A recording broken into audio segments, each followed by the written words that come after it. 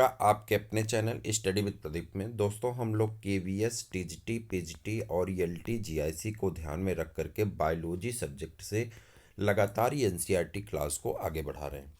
ये NCERT class का यह सेकंड वीडियो है और इस वीडियो में आज हम लोग चैप्टर नंबर सेकंड पे भी चर्चा करेंगे। 11th का चैप्टर नंबर सेकंड है।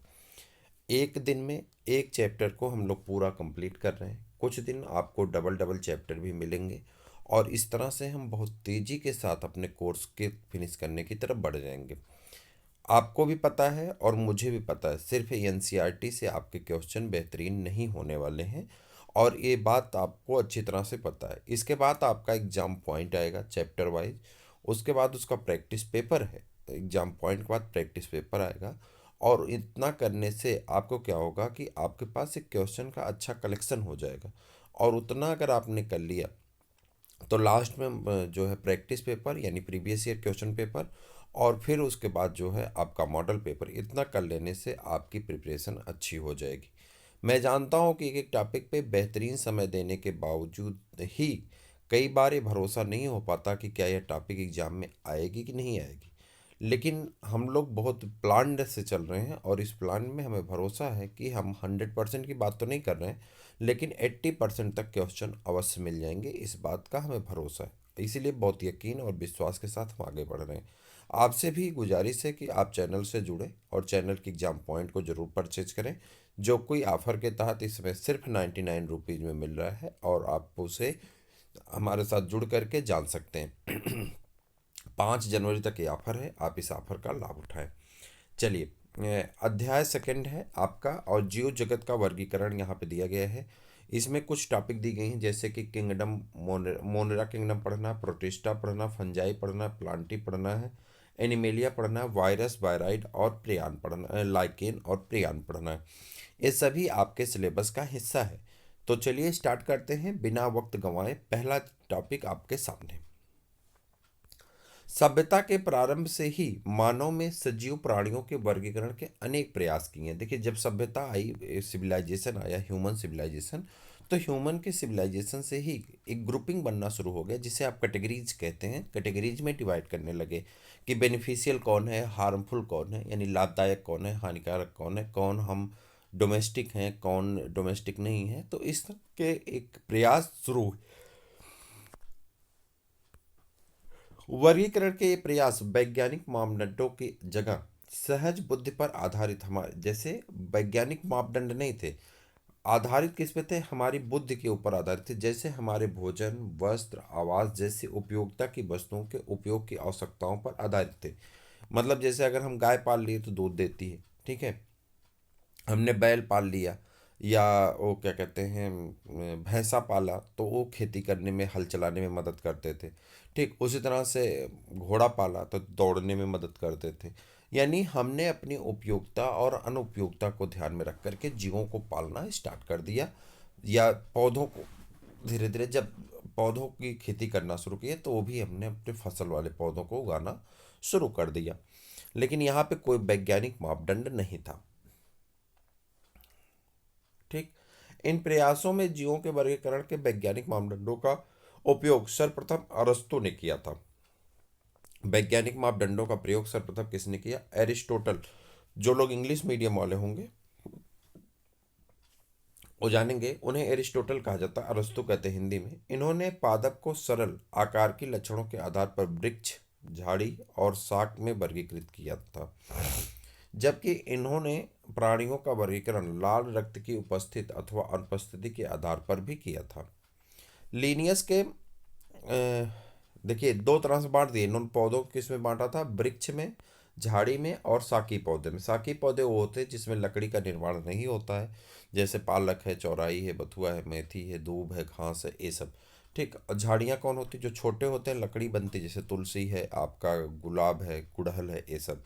वृक्ष में कौन आ जाते हैं? जैसे बड़े बड़े आम है, नीम है, पीपल है, बरगद है, ये सब। ठीक है। जबकि मनुष्य, इन्होंने जंतुओं को किस में बांटा? प्राणियों को। तो इन्होंने लाल रक्त कोशिकाओं को पाया जाना जिसमें लाल लाल रक्त कोशिकाएं पाई जाती हैं और जिसमें नहीं पाई जाती। इस प्रकार से दो ग्रुप में बांट दिए, ए नाइमा, ई नाइमा कहते हैं ना।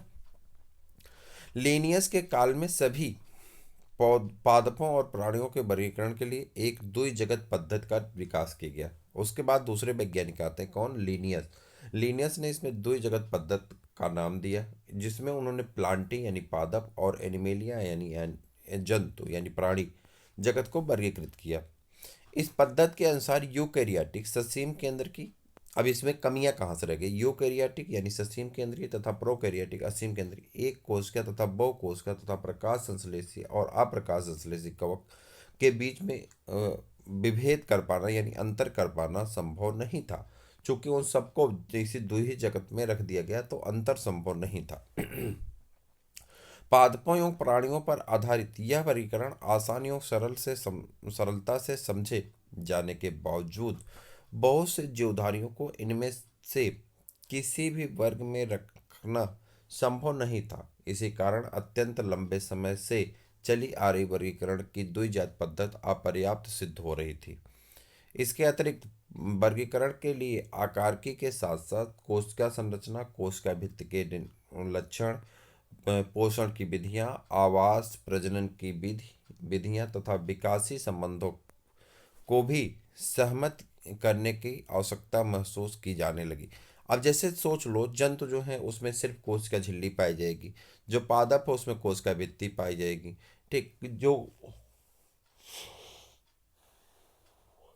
बैक्टीरिया है उसकी कोशिका भित्ति दूसरी तरह की होती है, कवक की दूसरी तरह की होती है, शैवाल की दूसरी तरह की होती है, पादप की दूसरी तरह की। तो इन सब के लक्षण, पोषण की विधियां, कवक में कैसा होगा, परपोषी होगा, पौधों में स्वपोषी होगा, तो मतलब कहीं ना कहीं दिक्कत हो रही थी। आवास को लेकर के भी दिक्कत थी और ये सेट नहीं हो रहा था। जो दो जगत किंगडम सिस्टम था ये कहीं ना कहीं सिद्ध नहीं हो पा रहा था, तो समस्या थी। अतः समय के साथ साथ सजीवों के वर्गीकरण की पद्धति में अनेक परिवर्तन आए। पादप और प्राणी जगत में वर्गीकरण की इन कठिन पद्धतियां, जिनमें सम्मिलित समूहों जीवधारियों में होने वाले परिवर्तन शामिल हैं, सदा ही समष्टियां समाविष्ट रहे हैं। इसके अतिरिक्त जीवधारियों के विभिन्न जगत की संख्या एवं उनके लक्षणों को विभिन्न वैज्ञानिकों द्वारा अलग अलग व्याख्या की गई है। एक यहाँ पे तालिका दी गई है, इस तालिका को ध्यान से देखिएगा। 5 जगत सिस्टम है और 5 जगत सिस्टम की तालिका, पहले 5 जगत पढ़ लेते हैं तब उसके बाद इनका एक डिस्क्रिप्शन करके तब आते हैं तालिका में। यहाँ देखिए दिया गया सन 1969 में, कब? सन 1969 की घटना है। एक वैज्ञानिक हैं जिनका नाम है आर्यच व्हिटेकर। आर्यच व्हिटेकर द्वारा एक 5 जगत वर्गीकरण की पद्धति प्रस्तावित की गई। इस पद्धति के अंतर्गत सम्मिलित किए जाने वाले जगतों के नाम मोनेरा, प्रोटिस्टा, फंजाई, प्लांटी और एनिमेलिया हैं। कोश का विभाजन या कोश का संरचना, शारीरिक संरचना, पोषण की क्रियाविधि, प्रजनन, ये सभी आपको टेबल में दिया गया। अभी टेबल हम पढ़ रहे हैं। जात वृत्ति संबंध, उनके वर्गीकरण के मापदंड थे। तालिका में ये बातें बताई गई हैं आपको। अब हम 5 जगत वर्गीकरण से जुड़े मुद्दों एवं धारणाओं पर विचार करेंगे जिससे वर्गीकरण की यह पद्धति प्रभावित है। इससे पहले की वर्गीकरण पद्धति के अंतर्गत बैक्टीरिया, नीलहरी शैवाल, मांस, फर्न, जिम्नोस्पर्म और एंजियोस्पर्म को पादपों में रखा गया था। कह रहा है कि इस 5 जगत पद्धति के पहले किसको किसको, बैक्टीरिया को, नीलहरी शैवाल को, मांस को, फर्न को, जिम्नोस्पर्म और एंजियोस्पर्म को, इन सभी को पादप जगत के अंतर्गत रखा गया था। परंतु 5 जगत आने के बाद इनमें परिवर्तन हो गया। इस समय के समस्त जीवों को वर्गीकरण माफ करिएगा, इस जगत के समस्त जीवों की कोशिकाओं में कोशिका भित्ति का उपस्थित रहना एक सामान्यता थी, जबकि इनके अन्य लक्षण एक दूसरे से एकदम अलग थे। जीवन के 3 अनुक्षेत्र पद्धतियों को प्रस्तावित की गई हैं, जिनमें मोनेरा जगत में 2 अनुक्षेत्रों में वर्गीकृत किया गया और सारे यूकैरियोट जगत को तीसरे अनुक्षेत्र में रखा गया। अतः यह खष्ट जगत वर्गीकरण पद्धति को प्रस्तावित की है। आप इस पद्धति के विषय में बड़े क्लासों में, मतलब हम लोगों को पढ़ना है, हम लोगों को पेपर में आएगा तो हम बताएंगे आपको। प्रोकैरियोटिक बैक्टीरिया तथा नीलहरी शैवाल या साइनोबैक्टीरिया को अन्य यूकैरियोटिक जीवों के साथ वर्गीकृत कर दिया गया है। प्रोकैरियोटिक बैक्टीरिया तथा नीलहरी शैवाल, साइनोबैक्टीरिया को यूकैरियोटिक जीवों के साथ वर्गीकृत कर दिया गया। इस पद्धति के अनुसार एक कोशिका जीवों में बहुकोशिक जीवों के साथ वर्गीकृत किया गया, जैसे क्लेमाइडोमोनास और स्पायरोगायरा, ये दोनों शैवाल हैं। शैवाल एक वर्गीकरण में कवकों जैसे परपोषी का हरित पादपों जैसे स्वपोषी के बीच में विभेद नहीं किया गया, जबकि कवकों की कोशिका भित्ति काइटिन की बनी होती है। याद रखिएगा, कवक की कोशिका भित्ति किससे बनी होती है? काइटिन की बनी होती है। तथा हरित लवक की सेलुलोज की बनी होती है। हरित पादपों की किसकी बनी होती है? सेलुलोज की। इस लक्षणों को ध्यान में रखते हुए कवकों को एक अलग जगत फंजाई के अंतर्गत रखा गया। सभी प्रोकैरियोटिक जीवधारियों के साथ मोनेरा, एक कोष की जीवधारियों के साथ प्रोटिस्टा जगत, सभी प्रोकैरियोटिक जीवों के साथ मोनेरा, एक कोष की जीवों के साथ प्रोटिस्टा के अंतर्गत रखे गए। प्रोटिस्टा जगत के अंतर्गत कोशिका भित्ति युक्त क्लेमाइडोमोनास और क्लोरेला, इन्हें पादपों के अंतर्गत शैवालों में रखा गया है। ठीक है, दो और हैं क्लेमाइडोमोनास और क्लोरेला, इन्हें शैवालों में रखा गया। पैरामीशियम एवं अमीबा, जिन्हें पहले प्राणी जगत में रखा गया था, के साथ रखा गया है। किनको? क्लेमाइडोमोनास और क्लोरेला पैरामीशियम और अमीबा के साथ कहाँ रखे गए हैं? शैवाल में रखे गए हैं, जिनमें कोशिका भित्ति नहीं पाई जाती। इस प्रकार इस पद्धति में अनेक जीवधारियों को एक साथ रखा गया है, जिन्हें पहले की पद्धतियों में अलग अलग रखा गया था।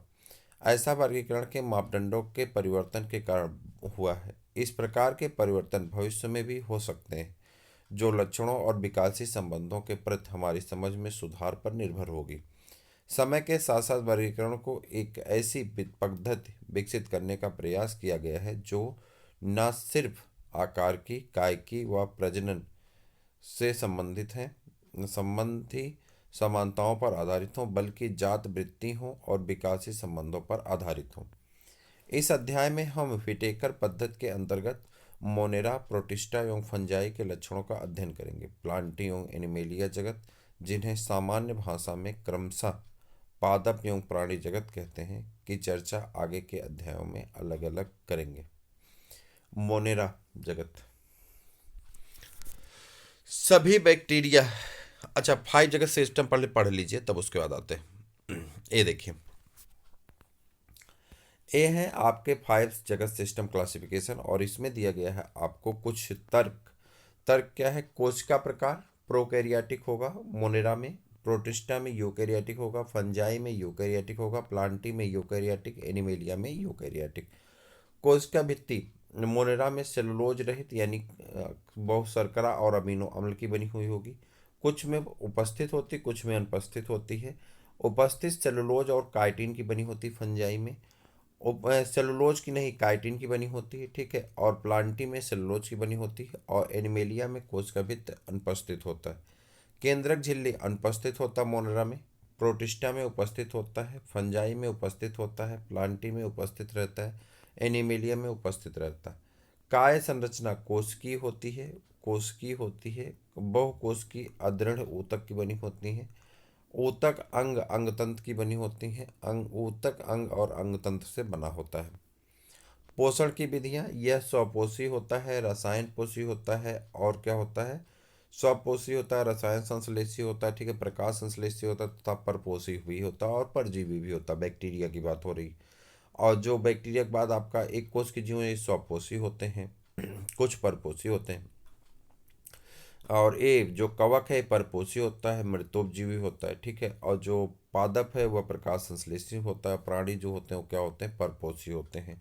प्रजनन की विधियां, प्रजनन कैसे होता है? संयुग्मन के द्वारा होता है। इसमें युग्मक संलयन और संयुग्मन के द्वारा होता है।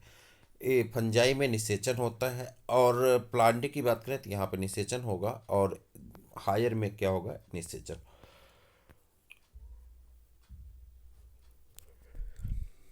अगली टॉपिक आपकी आ गई मोनेरा जगत।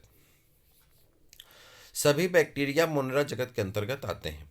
इस सूक्ष्म जीवों में सर्वाधिक संख्या में होते हैं और लगभग सभी स्थानों पर पाए जाते हैं। मुट्ठी भर मिट्टी के में सैकड़ों प्रकार के बैक्टीरिया देखे गए हैं। एक गर्म जल के झरनों, मरुस्थल, बर्फ और गहरे समुद्र जैसे विषम एवं प्रतिकूल वास स्थानों, जहाँ दूसरे जीव मुश्किल से ही जीवित रह पाते हैं, में भी पाए जाते हैं। कई बैक्टीरिया तो अन्य जीवों में और उनके भीतर परजीवी के रूप में रहते हैं। बैक्टीरिया को उनके आकार के आधार पर 4 समूहों, गोलाकार यानी बहुवचन अगर कहें तो कोकाई, छड़ाकार बैसिलस बहुवचन बैसिलाई, ठीक। और उसके बाद कोमा आकार विब्रियम यानी विब्रियो तथा सर्पिला स्पाइरलम बहु स्पाइरला में बांटा गया है। यद्यपि संरचना में बैक्टीरिया अत्यंत सरल प्रतीत होते हैं, परंतु इनका व्यवहार अत्यंत जटिल होता है। उपापचय की दृष्टि से अन्य जीवधारियों की तुलना में बैक्टीरिया में बहुत अधिक विविधता पाई जाती है। उदाहरण स्वरूप ये अपना भोजन अकार्बनिक पदार्थों से संश्लेषित कर सकते हैं। ये प्रकाश संश्लेषी, स्वपोषी अथवा रसायन संश्लेषी स्वपोषी होते हैं, अर्थात ये अपना भोजन स्वयं संश्लेषित नहीं करते हैं, अपितु भोजन के लिए अन्य जीवधारियों अथवा मृत कार्बनिक पदार्थों पर निर्भर रहते हैं। आद्य बैक्टीरिया ये विशिष्ट प्रकार के बैक्टीरिया होते हैं। ये बैक्टीरिया अत्यंत कठिन वासस्थानों जैसे अत्यंत लवणीय क्षेत्र हैलोफी, गर्म झरने थर्मोएस्डोफिल्स, कच्छ क्षेत्र मेथेनोजन में पाए जाते हैं। आद्य बैक्टीरिया तथा अन्य बैक्टीरिया की कोशिका भित्ति की संरचना एक दूसरे से भिन्न होती है। यही लक्षण इन्हें प्रतिकूल अवस्थाओं में जीवित रखने के लिए उत्तरदायी है। मेथेनोजन अनेक रूमिनेंट पशुओं जैसे गाय व भैंस के आंत में पाए जाते हैं तथा इनके गोबर में मीथेन का उत्पादन होता है। यू बैक्टीरिया हजारों यू बैक्टीरिया अथवा वास्तविक बैक्टीरिया की पहचान एक कठोर कोशिका भित्ति एवं एक कसाब यानी चल बैक्टीरिया द्वारा की जाती है। साइनोबैक्टीरिया, जिन्हें नीलहरी शैवाल भी कहते हैं, में हरित पादपों की तरह क्लोरोफिल ए पाया जाता है तथा ये प्रकाश संश्लेषी स्वपोषी होते हैं। साइनोबैक्टीरिया एक कोशिकी, क्लोनीय तथा तंतुमयी अलवणीय जलीय और समुद्री अथवा स्थलीय शैवाल हैं। इनकी कॉलोनी प्रायः जेलीनुमा आवरण से ढकी रहती है। ये प्रदूषित जल में बहुत फूलते फलते हैं। बैक्टीरिया जैसे नास्टाक एवं एनाबिना पर्यावरण के नाइट्रोजन को हेट्रोसिस्ट होता है, टेट्रोसिट लेगा, टेट्रोसिट नामक विशिष्ट कोशिकाओं द्वारा स्थिर कर सकते हैं। रासायन संश्लेषी बैक्टीरिया नाइट्रेट, नाइट्राइट और अमोनिया जैसे विभिन्न अकार्बनिक पदार्थों को ऑक्सीकृत कर उनसे मुक्त ऊर्जा का उपयोग एटीपी उत्पादन के लिए करते हैं। ये नाइट्रोजन, फास्फोरस, आयरन और सल्फर जैसे पोषकों के चक्रण में महत्वपूर्ण भूमिका निभाते हैं। परपोषी बैक्टीरिया प्रकृति में बहुलता से पाए जाते हैं और इनमें अधिकतर महत्वपूर्ण घटक होते हैं। इन परपोषी बैक्टीरिया में से अनेक का मनुष्य के जीवन संबंधी गतिविधियों पर महत्वपूर्ण प्रभाव पड़ता है। ये दूध से दही बनाने में, प्रतिजैविकों के उत्पादन में, लेग्यूम पादप की जड़ों में नाइट्रोजन स्थिरीकरण की सहायता करते हैं। कुछ बैक्टीरिया रोगजनक होते हैं जो मनुष्यों, फसलों, फार्म और पालतू पशुओं को हानि पहुंचाते हैं। विभिन्न बैक्टीरिया के कारण हैजा, टाइफाइड, टिटनस, साइट्रस कैंकर जैसी बीमारियां होती हैं। बैक्टीरिया प्रमुख रूप से कोशिका विभाजन द्वारा प्रजनन करते हैं। कभी कभी विपरीत परिस्थितियों में ये बीजाणु बनाते हैं। ये लैंगिक प्रजनन भी करते हैं, जिनमें एक बैक्टीरिया से दूसरे बैक्टीरिया में डीएनए का पुरातन स्थानांतरण होता है। माइकोप्लाज्मा जैसे जीवधारी हैं जिनमें कोशिका भित्ति बिल्कुल नहीं पाई जाती है। ये सबसे छोटी जीवित कोशिकाएं हैं जो ऑक्सीजन के बिना ही जीवित रह सकती हैं। अनेक माइकोप्लाज्मा प्राणियों और पादपों के लिए रोगजन्य होती हैं। प्रोटिस्टा जगत एक एक कोशिकी यूकैरियोटिक को प्रोटिस्टा के अंतर्गत रखा गया है, परंतु इस जगत की सीमाएं ठीक तरह से निर्धारित नहीं हो पाई। एक जीव वैज्ञानिक के लिए जो प्रकाश संश्लेषी प्रोटिस्टा है वही दूसरे के लिए पादप हो सकता है। क्राइसोफाइट, डाइनोफ्लैजिलेट्स, यूग्लिनोइड्स, औपंकवक और प्रोटोजोआ सभी को इस पुस्तक में प्रोटिस्टा के अंतर्गत रखा गया है। प्राथमिक रूप से प्रोटिस्टा के सदस्य जलीय होते हैं। यूकैरियोटिक होने के कारण इनकी कोशिका में एक सुसंगठित केंद्रक एवं अन्य झिल्लीबद्ध कोशिकांग पाए जाते हैं। कुछ प्रोटिस्टा में कसाब एवं पक्षमाभ भी पाए जाते हैं। ये अलैंगिक तथा कोशिका संलयन एवं युग्मनज जाइगोट बनाने की विधि द्वारा लैंगिक प्रजनन करते हैं। क्राइसोफाइट। इस समूह के अंतर्गत डायटम्स तथा सुनहरे शैवाल डेस्मिड आते हैं। यह स्वच्छ जल एवं लवणीय समुद्री पर्यावरण दोनों में पाए जाते हैं। ये अत्यंत सूक्ष्म होते हैं तथा जलधारा के साथ निश्चेष्ट रूप से बहते हैं। डायटम्स में कोशिकाभित्त साबुनदानी की तरह इसी के अनुरूप दो अतिछादित कवच बनाती हैं। इन भित्तियों में सिलिका होती है जिसके कारण ये नष्ट नहीं होते। इस प्रकार मृत डायटम्स अपने परिवेश वासस्थान में कोशिका भित्ति के अवशेष बहुत बड़ी संख्या में छोड़ जाते हैं। करोड़ों वर्षों से जमा हुए इस अवशेष को डायटमी मृदा कहते हैं। कणमय होने के कारण इस मृदा का उपयोग पालिश करने, तेलों और सिरप के निस्यंदन में होता है। ये समुद्र में मुख्य उत्पादक डाइनोफ्लेजलेट्स। ये जीवधारी मुख्यतः समुद्री एवं प्रकाश संश्लेषी होते हैं। इनमें उपस्थित प्रमुख वर्णकों के आधार पीले, हरे, भूरे, नीले अथवा लाल दिखते हैं। इनकी कोशिका भित्ति के बाह्य सतह पर सेलुलोज की कड़ी पट्टियां होती हैं। अधिकतर डाइनोफ्लेजलेट में दो कसाव होते हैं जिसमें एक लंबवत तथा दूसरा अनुप्रस्थ रूप में भित्त पट्टिकाओं के बीच की खांच में उपस्थित होता है। प्रायः लाल डाइनोफ्लेजलेट्स की संख्या में विस्फोट होता है जिसमें समुद्र का जल लाल लाल तरंग दिखने लगता है। इतनी बड़ी संख्या के जीव में निकले जीव विष के कारण मछली और अन्य समुद्री जीव मर जाते हैं। उदाहरण गोनिया लेक्स। यूग्लिनोइड्स। इनमें से अधिकांश स्वच्छ जल में पाए जाने वाले जीवधारी जो स्थिर जल में भी पाए जाते हैं।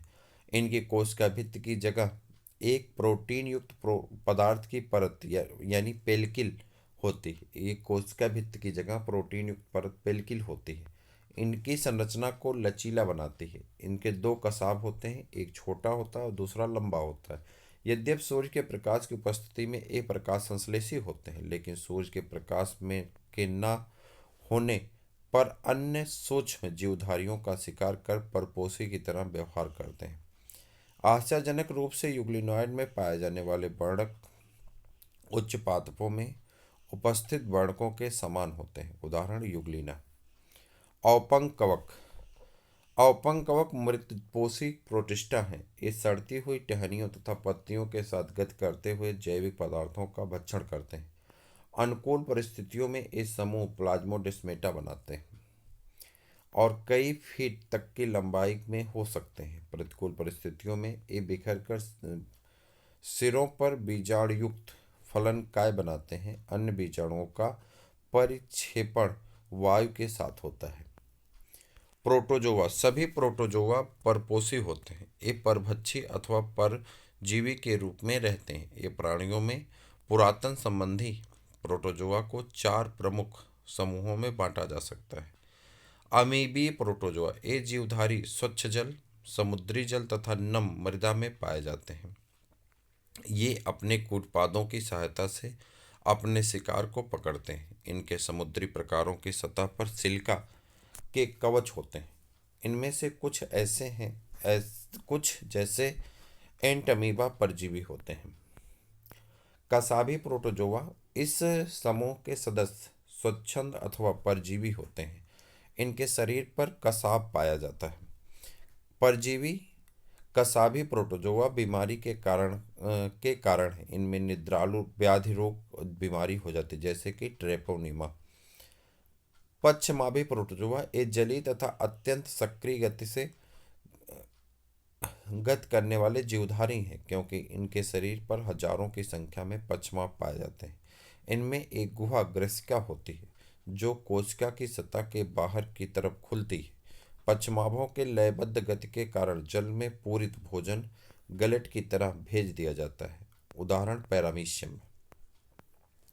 स्पोरोजोआ। इस समूह के में दो विविध जीवधारी आते हैं जिनके जीवन चक्र में संक्रमण करने योग्य बीजाणु जैसी अवस्था पाई जाती है। इनमें सबसे कुख्यात प्लाज्मोडियम मलेरिया परजीवी प्रजाति है, जिसके कारण मानव की जनसंख्या पर आघात पहुंचाने का प्रभाव पड़ा है। हम लोगों का दो टॉपिक खत्म हो गए। तीसरी टॉपिक है फंजाई, जिसे हम लोग कवक कहते हैं, कवक जगत। परपोषी जीवों को फंजाई जगत का जगत के विशेष उद्भव स्थान है। इनकी आकार की तथा वासस्थान में बहुत भिन्नता होती है। आपने नम रोटी पर व सड़े हुए फलों में कवक को देखा होगा। सामान्य छत्रक, मशरूम तथा कुकुरमुत्ता, जिसे आप टोडस्टूल कहते हैं, भी फंजाई हैं। सरसों की पत्तियों पर स्थित सफ़ेद धब्बे परजीवी फंजाई के कारण होते हैं। कुछ एक कोष की फंजाई जैसे ईस्ट का उपयोग रोटी तथा बियर बनाने के लिए किया जाता है। अन्य फंजाई पौधों तथा जंतुओं के रोगों के कारण होते हैं। उदाहरण के लिए गेहूं में कीट रोग पक्सिनिया के कारण होता है। कुछ फंगल जैसे पेनिसिलियम से प्रतिजैविक एंटीबायोटिक्स का निर्माण होता है। फंजाई विश्वव्यापी हैं और ये हवा, जल, मिट्टी में तथा जंतु एवं पौधों में पाए जाते हैं। ये नम ये गर्म तथा नम स्थानों पर सरलता से उग जाते हैं। क्या आपने कभी सोचा है कि हम अपने भोजन को रेफ्रिजरेटर में क्यों रखते हैं? हाँ, इससे हम अपने भोजन में बैक्टीरिया अथवा फंजाई के कारण खराब होने से बचाते हैं। फंजाई तंतुमयी हैं, लेकिन ईस्ट जो एक कोशिकी हैं, इनका इसका अपवाद है। ये लंबी पतले धागे की तरह की संरचनाएं होती हैं। इन्हें कवक तंतु कहते हैं। कवक तंतु के जाल को कवक जाल माइसीलियम कहते हैं। कुछ कवक तंतु सतत नलिकाकार होते हैं। इन्हें बहुकेंद्रित कोशिका द्रव्य यानी साइटोप्लाज्म भरा होता है, जिन्हें संकोशिकी कवक तंतु कहते हैं। अन्य कवक तंतुओं में पटी होते हैं। फंजाई की कोशिका भित्ति काइटिन तथा पॉलीसेकेराइड की बनी होती है। अधिकांश फंजाई परपोषित होती हैं। ये मृत सबस्ट्रेट्स में घुलनशील कार्बनिक पदार्थों को अवशोषित कर लेते हैं, अतः इन्हें मृतजीवी कहते हैं। जो फंजाई सजीव पौधों तथा जंतुओं पर निर्भर रहती हैं, उन्हें परजीवी कहते हैं। ये शैवाल या लाइकेन के साथ तथा उच्च वर्गीय पौधों के साथ कवक मूल बनाकर ही रह सकते हैं। ऐसी फंजाई सहजीवी कहलाती हैं। फंजाई में जनन कायिक खंडन, विखंडन तथा मुकुलन विधि द्वारा होता है। अलैंगिक जनन बीजाणु, जिसे कोनिडिया कहते हैं, अथवा धानी बीजाणु अथवा चल बीजाणु द्वारा होता है। लैंगिक जनन निषिक्तांड, स्पोर, एस्कस बीजाणु तथा बेसिडियम बीजाणु द्वारा होता है। विभिन्न बीजाणु सुस्पष्ट संरचनाओं से उत्पन्न होते हैं। इन्हें फलनकाय कहते हैं। लैंगिक चक्र में निम्नलिखित 3 सोपान होते हैं। पहला, 2 चल अथवा अचल युग्मकों में प्रोटोप्लाज्म का संलयन होना। इस क्रिया को प्लाज्मोगैमी कहते हैं। 2 केंद्रकों का संलयन होना, जिन्हें केंद्रक संलयन कहते हैं। युग्मकों में मियासिस के कारण अगुणित बीजाणु बनना। लैंगिक जनन में संयोज्य संगम के दौरान 2 अगुणित कवक तंतु पास पास आते हैं और संलयित हो जाते हैं। कुछ कवकों में 2 गुणित कोशिकाओं के संलयन के तुरंत बाद एक दुगुणित 2n कोशिका बन जाती है। यद्यपि अन्य फंजाई एस्कोमाइसिटीज में एक मध्यवर्ती द्विकेंद्रकी अथवा n+n अर्थात एक कोशिका में 2 केंद्रक बनते हैं। ऐसी परिस्थितियों को केंद्रक युग्म कहते हैं तथा इस अवस्था को फंगस की द्विकेंद्रक प्रावस्था कहते हैं। बाद में पैतृक केंद्रक संलयन हो जाते हैं और कोशिका दुगुणित बन जाती है। फंजाई फलनकाय बनाती है, जिसका न्यूनीकरण विभाजन होता है, जिसके कारण अगुणित बीजाणु बनते हैं। कवक जाल के आकार की बीजाणु बनने तथा फलनकाय बनाने की विधि जगत को विभिन्न वर्गों में विभाजित करने का आधार बनते हैं।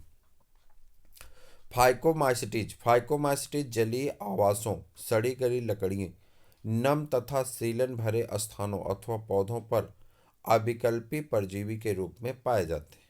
कवक जाल अपटी अथवा बहुकेंद्रित होता है। अलैंगिक जनन चल बीजाणु अथवा अचल बीजाणु द्वारा होता है। ये बीजाणु धानी में अंतर जाति उत्पन्न होते हैं। ये युग्मकों के संलयन से युग्माणु बनते हैं।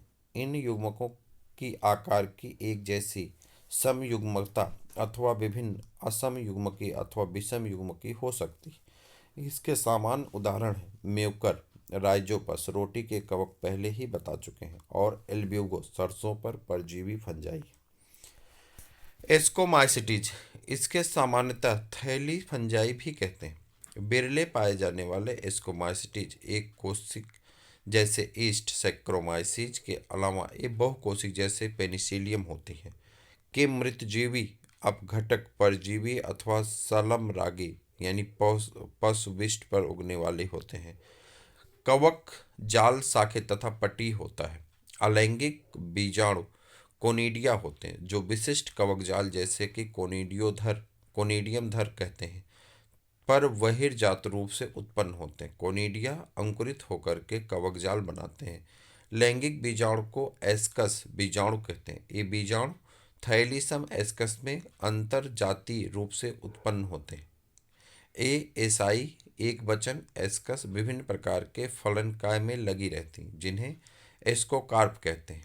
इसके कुछ उदाहरण हैं एस्परजिलस, क्लेबिसेप तथा न्यूरोस्पोरा। न्यूरोस्पोरा का उपयोग जैव रसायन तथा आनुवांशिक प्रयोगों में बहुत किया जाता है। इसी कारण यह पादप जगत के ड्रोसोफिला के समान प्रसिद्ध है। इस वर्ग में आने वाले मारिल तथा ट्रफल खाने योग्य होते हैं और इन्हें सुस्वाद भोजन समझा जाता है।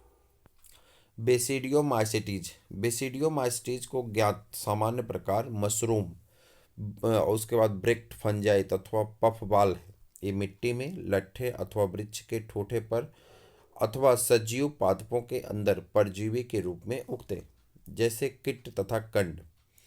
कवकजाल शाखित और तथा पट्टी होता है। इसमें अलैंगिक बीजाणु प्रायः नहीं होते लेकिन कायिक जनन खंडन विधि द्वारा बहुत सामान्य है।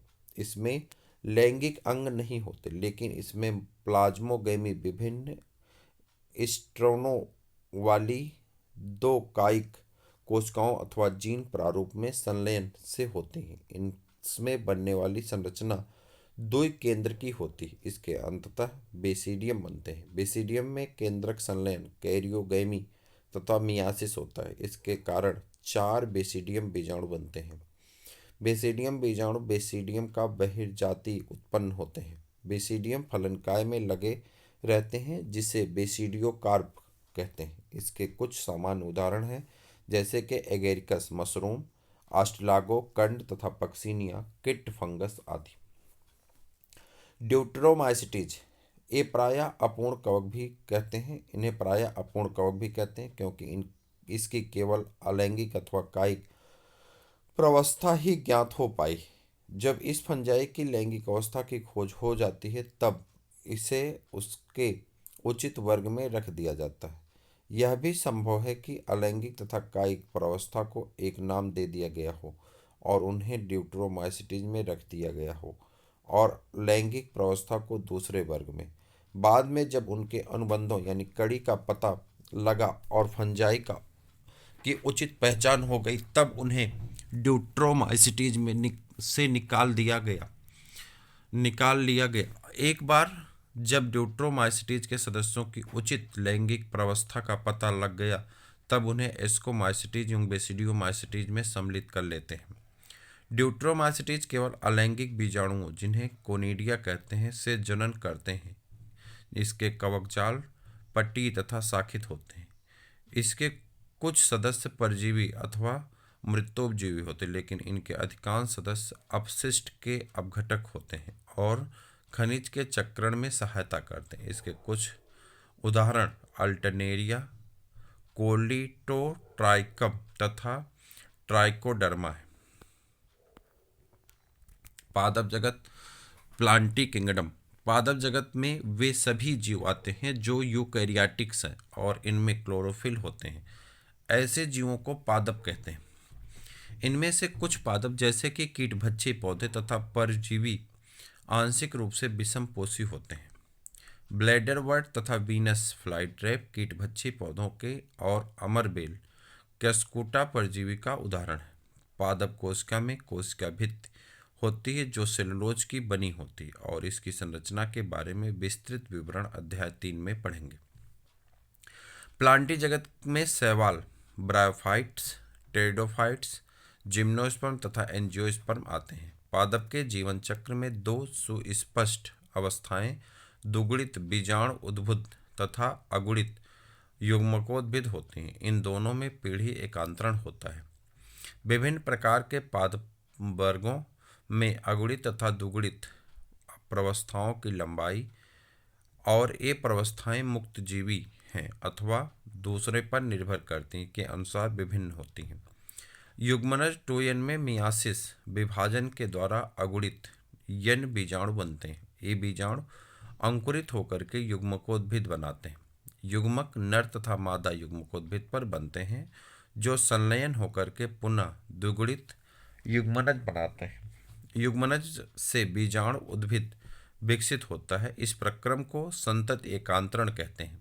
आप जगत नंबर 3 में पढ़ेंगे। अध्याय 3 में इस बारे में पढ़ेंगे। जंतु जगत, एनिमल किंगडम।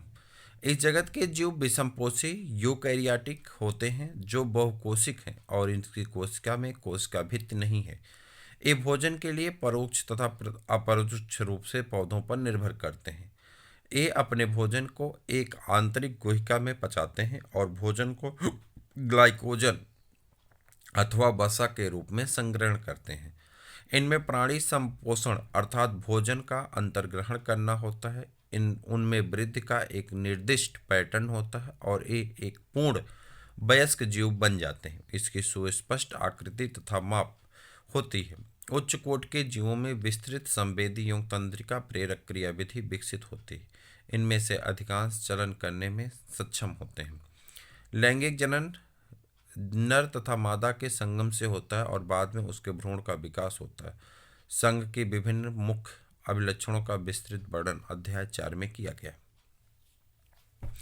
अंतिम टॉपिक है वायरस, वायराइड, प्रोन्सेक यानी प्रियॉन और लाइकेन।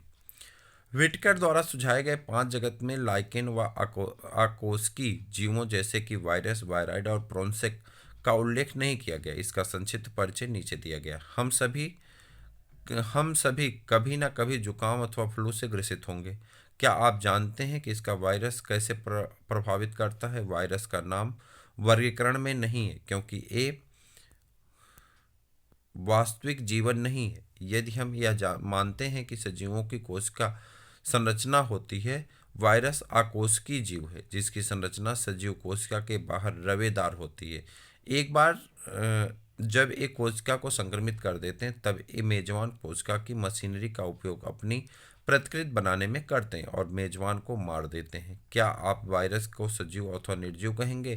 तो आप कहेंगे दोनों के बीच का तरल पदार्थ। ठीक है। वायरस का अर्थ होता है विष अथवा विषैला तरल।